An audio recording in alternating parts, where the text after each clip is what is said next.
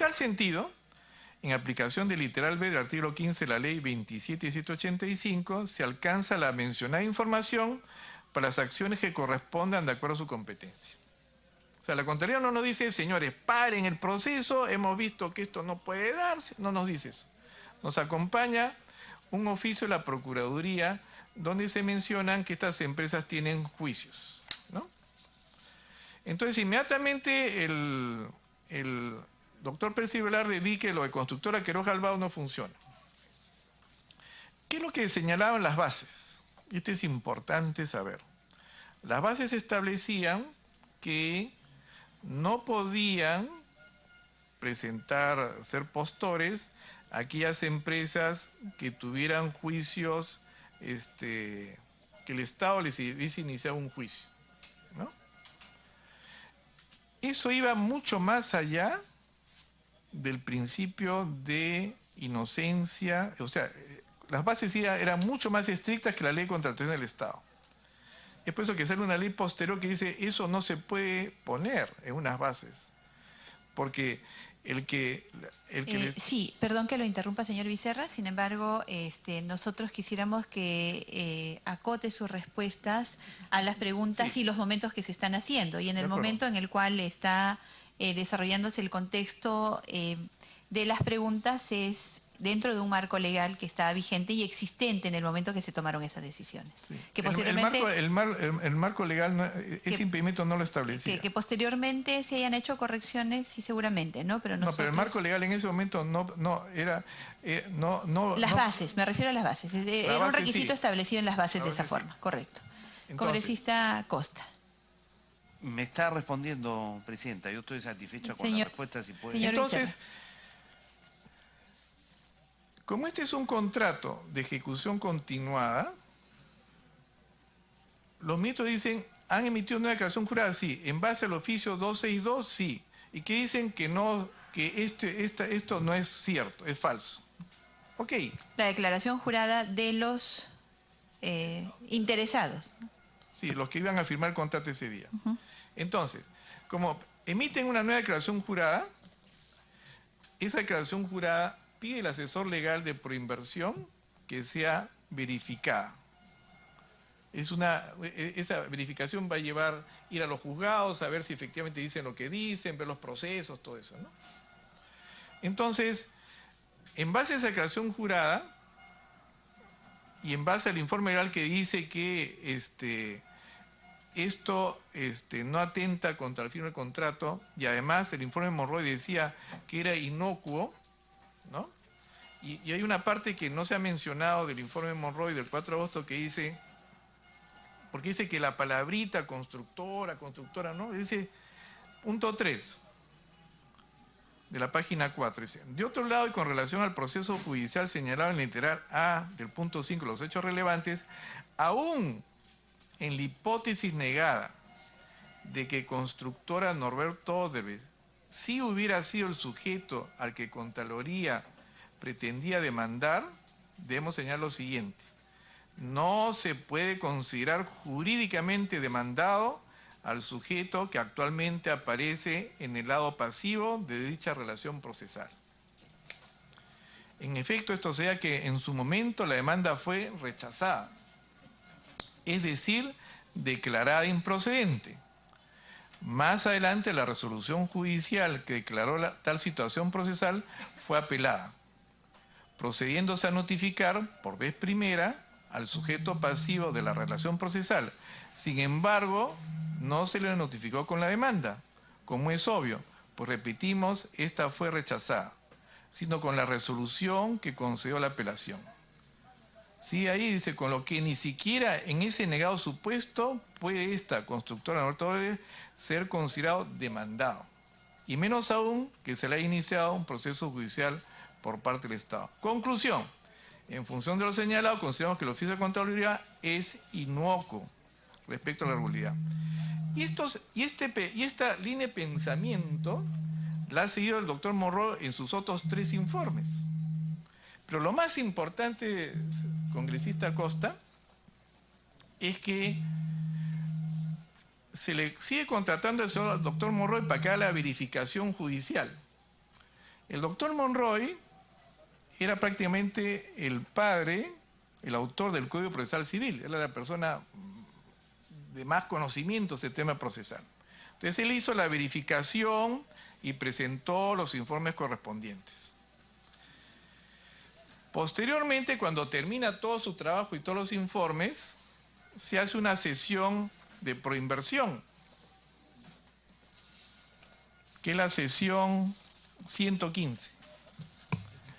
El día 19 de septiembre, en el Ministerio de Economía y Finanzas, ya bajo la presidencia del señor Fernando Zavala, se invitó como único tema de agenda, se invitó al señor Percy Velarde, al señor Miguel Sánchez Moreno y al doctor Juan Monroy Gálvez. Ellos asistieron al Ministerio de Economía y Finanzas para que el doctor Monroy y el gerente legal con el señor Miguel Sánchez Moreno expusieran que el resultado de su trabajo de la verificación de las declaraciones juradas. Esto, señora presidenta, si me permite, es muy importante conocerlo, ¿ya? Entonces, en esa sesión, que tengo entendido que el doctor Monroy la ha negado que ha asistido al Ministerio de Economía y Finanzas, y a mí me han mostrado la hoja de ingreso y aparece el doctor Monroy, o sea que está faltando, bueno, digamos, no recuerda los hechos seguramente. En esa sesión que yo estuve presente, el doctor Monroy declara todo su trabajo y le pregunta a los ministros si estaba seguro de su trabajo. Y él mencionó risueñamente que solamente él y Dios no se equivocaban, lo cual causó un poco también expusieron al doctor Sánchez Moreno, el señor Velarde, y se concluye que el documento de la Contraloría había resultado inocuo. Y toda esa documentación se le envía a la Contraloría, se le envía al Congreso. Entonces, si todo eso estaba mal, la Contraloría debió decir que estaba mal, La Contraloría no hizo absolutamente nada. Con lo cual, todo lo que se había actuado en ese momento era perfectamente legal, válido. Porque si la Contraloría dice, no, todo esto está mal, le hace una denuncia. No hubo ninguna denuncia. ¿Me permite una interrupción, congresista Costa?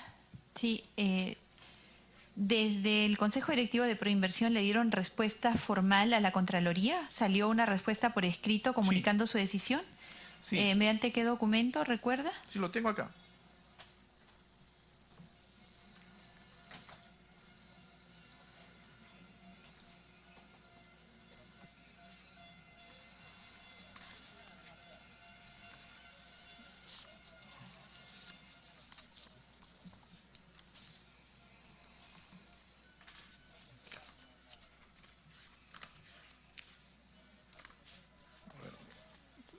Un segundito más para ordenar los papeles, pero yo lo he traído.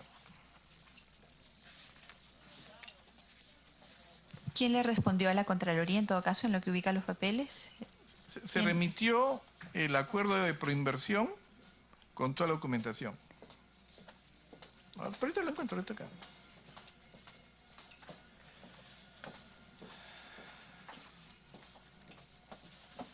Es el oficio 454-2005 DE-SG Proinversión, donde se le acompaña el acuerdo del 4 de agosto, en el oficio 455-2005D del 20 de septiembre se le acompaña el acuerdo del 19 de septiembre, al que he hecho aludido.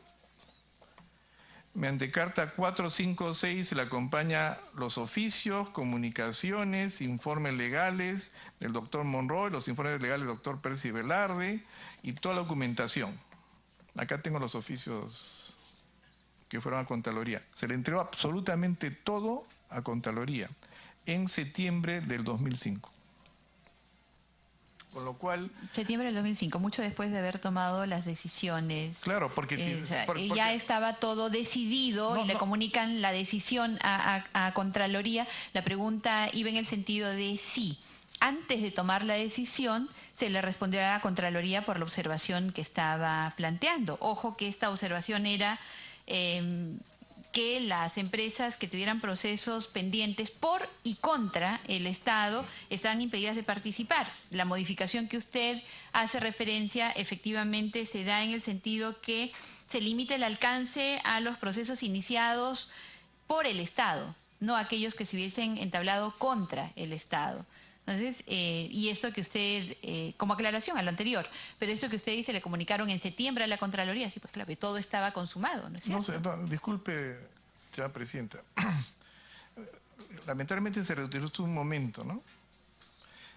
Este es un contrato conmutativo de prestaciones recíprocas. No es de ejecución inmediata. O sea, no era una compraventa de un terreno donde yo pago el precio al contado. Supongamos que era una compraventa de un terreno donde yo pago el precio a plazos. El Estado, se firmaba el contrato, no tenía ninguna responsabilidad si es que las declaraciones juradas resultaban falsas. No se perjudicaba al Estado en lo más mínimo. Porque si las declaraciones juradas eran falsas, sencillamente el contrato se anulaba y el Estado tenía derecho a pedir una indemnización por daños y perjuicios a ese que faltó a la verdad una declaración jurada. ¿Quién debería haber iniciado ese proceso? Por inversión. Entonces, por inversión, sigue contratando al doctor Monroy, se le amplían sus servicios para que ya chequee si esas declaraciones juradas en los juzgados y todo, si eran falsas o verdaderas. Él hace todo su trabajo, emite sus informes y llega a la conclusión de que ese oficio de la Contraloría no era válido. No era válido, era inocuo. Y eso fue presentado... ¿El oficio de la Contraloría era inocuo? Exactamente. Porque no habían analizado bien el tema. Entonces, se analiza bien el tema, entonces se llega a la conclusión, y esto es importante que sepan, se llega a la conclusión de que ese informe, ese oficio de la Contraloría era inocuo, no tenía validez alguna, se habían equivocado. Esa es la conclusión que llega el doctor Monroy, llega el doctor Percy Velarde, llega el doctor Miguel Sánchez Moreno. Todo eso se informa en la sesión 115 en el Ministerio de Economía y Finanzas. ¿Y quién le informa? El propio doctor Monroy, que asiste a la sesión y hace gala de todos sus conocimientos y hace todas las explicaciones del caso en base a sus informes, que eso que había emitido la Contraloría era un error. Y toda esa información, por los oficios que yo le he mencionado, se remiten a la Contraloría. Acto seguido, la Contraloría no dijo nada, con lo cual convalidó todo lo que se había hecho. O sea, por inversión había actuado correctamente el 4 de agosto del 2005. Congresista Acosta. Gracias, Presidenta. Gracias, doctor Vicerra. La segunda pregunta que quisiera hacerle, se la hice, digamos, entre las primeras y reiterársela. Digamos, si la Contraloría tenía esta preocupación, ¿por qué demora tanto en llamar la atención de proinversión? Es decir, lo lógico, digo yo, ¿no es cierto? Y acá me remito a su experiencia con otros procesos similares. Lo lógico, digo yo, es que se hace este llamado de atención antes de otorgar la buena pro. Oye, estas empresas tienen litigio con el Estado, ojo, ¿no es cierto? La descalifica. Entiendo que es un elemento descalificador. Si las bases dicen no puedes tener litigio con el Estado y lo tienes, pero la observación, digamos, se hace antes, no después. Y en este caso ni siquiera hay mes y medio para hacer la observación después de haber otorgado la buena pro. Y se espera hasta el día de la firma. ¿Hay otros casos similares? ¿A qué atribuye usted la demora de la Contraloría? ¿Cómo es que explica este hecho? Porque en la historia que nosotros estamos, digamos, analizando, como consecuencia del soborno, ¿no es cierto? La desconfianza está para quienes están otorgando pero, digamos, sería bueno también considerar, tratar de entender la conducta de la Contraloría. Gracias. Presidenta, por su intermedio. Sí. Para sumar a la pregunta del congresista Costa, la circular 56 del 3 de agosto señaló como fecha de suscripción del contrato el 4 de agosto. ¿No es cierto? ¿Cuándo se fijó la fecha de suscripción? ¿Acaso no fue con esta circular un día antes? ¿Qué plazo pudo haber tenido la Contraloría para haber efectuado un control adecuado sobre todos los actos? Desde que se adjudicó la Buena Pro, mes y medio antes, más o menos. La circular 56 es del 3 de agosto. No. Es importante conocer el proceso. Una es la adjudicación de la Buena Pro, donde se sabía que los consorcios ganadores, ¿no? Ese es mucho antes. Eso es... Claro, en un proceso en el que aceleraron todos los plazos. Eso es en junio. En junio ya se había otorgado la Buena Pro. Exactamente. Entonces, se otorga la Buena Pro, que es 23 de junio, se otorga la Buena Pro, y ahí sí se sabía exactamente quiénes eran los ganadores. ¿De acuerdo? Después es la fecha de firma del contrato. ¿Por qué hay diferencia entre una fecha y otra? Porque en ese periodo los consorciados tienen que formar una sociedad de propósito especial, o sea, crear una persona jurídica, porque el consorcio no es una persona jurídica. Los consorciados, entonces hay un plazo. Además, tienen que presentar las cartas fianza de fiel cumplimiento de obligaciones, las cartas, hay una serie de trámites que tienen que hacer entre la adjudicación y la fecha de cierre. Pero ya se sabía desde el 23 de junio quién era el consorcio. Entonces, Contraloría ha podido informar desde el 23 de junio que, que había impedimento. Y no lo hace. Comparto totalmente la suspicacia del doctor Costa que se debería investigar por qué la Procuraduría de la Contraloría no informó a tiempo esos hechos. Es muy raro, señor. Nunca ha pasado, en mi historia nunca ha pasado que la Contraloría mande ese documento el día ya que se va a firmar. Es totalmente inusual. A mí me hubiera gustado... ¿Tiene alguna inferencia con respecto a esa conducta? ¿Cree que la Contraloría quería obstruir un proyecto que en ese momento todos coincidían en que era de gran envergadura? No, obstruir no, sino que si tenía observaciones, por eso, informarla. ¿Qué es lo que le parece raro de esa conducta de la Contraloría? De que debió informar desde el 23 de junio... Pero si ese día puede haber empezado, si tenía la circular sale un día antes de la firma del contrato, obviamente tenía que informar antes del contrato. No me está entendiendo. Sí, le entiendo. Tuvo plazo suficiente desde la fecha, en su explicación. O sea, el 23 de junio ya sabíamos quién era el postor. ¿Quién eran si la Contraloría, si tenía observaciones que esos postores que habían ganado tenían impedimento, debió comunicarlo. ¿Y lo comunicó? No, el mismo día.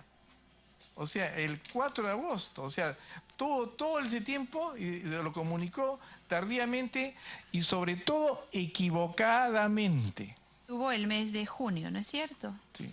Prácticamente, pues fines de mayo y en agosto, junio y julio. Pero lo equivocó y lo comunicó equivocadamente.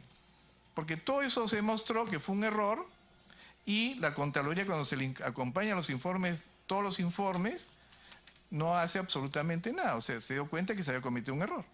Si no hubiera iniciado los procesos judiciales correspondientes. El acto del 4 de agosto fue perfectamente, legalmente, totalmente válido. ¿Tiene la copia del acta del informe de Monroy que le alcanzaron por fax? No, por fax a mí no me alcanzaron, lo tenía el doctor Sergio Bravo. Pero usted debe haberlo tenido a la vista y haberlo consignado como los documentos que le llegaron para poder redactar el acta. Cuando yo redacté el acta fue en la tarde, como yo le mencioné. Pero teniendo a la vista el informe. Sí, el informe sí me lo dieron. ¿Puede alcanzarnos, por favor, una copia del informe que le llegó por fax? ¿Que le fue alcanzado por fax? No, no me llegó por fax. Llegó por fax y fue redactado y fue leído el fax. No. El fax llega a Palacio. Yo cuando redacto el informe, el acta, ya tenía el informe, no el de fax, el que lleva por inversión, no era el fax. ¿Y a Proinversión cómo llegó? ¿En físico? ¿Llegó directamente? En físico llegó. A Palacio es que llega en fax. Claro, porque de Proinversión le envían a Palacio. O sea, es Proinversión quien faxea el informe del doctor Monroy. Es correcto. Es congresista Costa. Entonces, yo quería, en primer lugar, pedirle al doctor Becerra si nos puede dejar copia de los informes a que se ha referido, que son el resultado de la verificación que hace Proinversión con el concurso del doctor Monroy, a efectos de garantizar que lo que afirman las empresas ganadoras en sus declaraciones juradas se ajusta a la opinión que ya habían emitido el mismo 4, el asesor jurídico, que era el doctor Percy Velarde, y el asesor jurídico externo, el doctor Monroy. Eso se verifica y en 9 de septiembre, ¿no es cierto?, se reúne Proinversión, revisa la información y dice, en efecto, no nos habíamos equivocado. Y esa información se remite... Y con la presencia del doctor Monroy, que sustentó sus informes. Y con la presencia del doctor... Y eso se remite al Congreso para conocimiento y se remite a la Contraloría General de la República. Y luego de eso, no hay por parte de la Contraloría un cuestionamiento adicional a ese proceso. Es correcto. A esa parte del proceso. Es correcto. Correcto. Congresista Costa, para precisar algo más ahí. ¿Y la ley 28670, de qué manera afecta el trabajo de la Contraloría en este aspecto que estamos discutiendo y que usted está informando? ¿Qué dice la ley 28670? Perdón? Es la que ratifica los actos de suscripción del contrato de la carretera interoceánica y le quita a la Contraloría las facultades para poder ejercer control sobre los mismos. Presidenta, eso me saca ya un poquito del orden que tenía. No sé si podemos, correcto, está con bien, su venia, digamos, continúe, dejarlo un poquito y concluir en eso para un poco respetar el... Claro, sí. Antes de que continúe y para dejarlo en pendiente, incluso si usted gusta, la ley 28670 es la ley que declara de necesidad pública e interés nacional diversos proyectos de inversión. El objeto de la ley es declarar de necesidad pública la celebración, la ejecución de contratos de concesión para la construcción, operación y mantenimiento de las obras de trasvase del proyecto Olmos y el Plan de Acción de la Infraestructura Sudamericana, IRSA. Y es la que da precisamente los impedimentos para ser postores, la conformación de la comisión de alto nivel, los límites fiscales. Se la voy a alcanzar para que la contesten en el momento que corresponda. ¿Es de fecha 26 de enero de 2006? Sí. ¿Sí? Sí. Todo se informó a la Contraloría en septiembre de 2005. Sí, y nosotros conocemos los plazos con los que trabaja la administración pública, salvo que se trate de la carretera interoceánica, ¿no?, que fue inusualmente rápida en sus plazos. Congresista Costa. Gracias, Presidenta. Usted mencionó en su intervención que el expresidente Toledo estaba apurado. Sí, señor ministro. Y digamos, ejerció presión sobre todas las instancias de Proinversión para sacar esto adelante. Instancias de Proinversión.